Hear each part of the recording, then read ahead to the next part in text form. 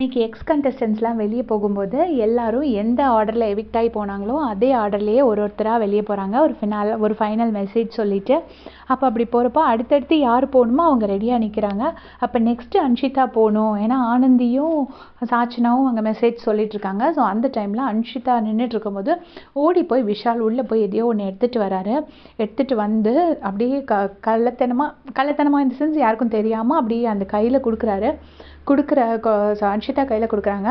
BP editor யார் full focus அவங்க கையிலேயே வைக்கிறாரு. அதுக்கப்புறம் அன்ஷிதா அப்படி கையில் மடக்கி இப்படி சுருட்டி வச்சுருக்குறாங்க. அன்ஷிதாவோட கையே ஜூம் வச்சு காமிச்சிட்டே இருந்தாங்க.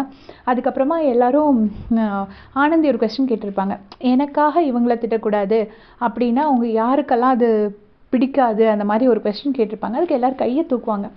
அப்போ அன்ஷிதாவும் கையை தூக்குவாங்க. கையை தூக்கும்போது அந்த கையை திறந்து காமிப்பாங்க. உள்ள ரெட் கலரில் ஏதோ இருக்கும், பார்க்குறதுக்கு லிப்ஸ்டிக் மாதிரி இருந்துச்சு, ஆனால் அது என்னன்னு தெரியல. அப்போவும் அன்ஷிதாவோட கையை ஜூம் வச்சு காமிச்சாங்க. ஸோ அது என்ன ஸ்டோரி, அது பேக் ஸ்டோரி என்ன, அது எதனால் அப்படி மாற்றிருக்காங்க அப்படிங்கிறது உங்களுக்கு தெரிஞ்சதுன்னா மறக்காமல் கமெண்ட் செக்ஷனில் சொல்லிட்டு போங்க. எனக்கும் தெரியணும்னு ஒரு ஆசை, அவ்வளோதான், வேறு ஒன்றும் இல்லை. Thanks for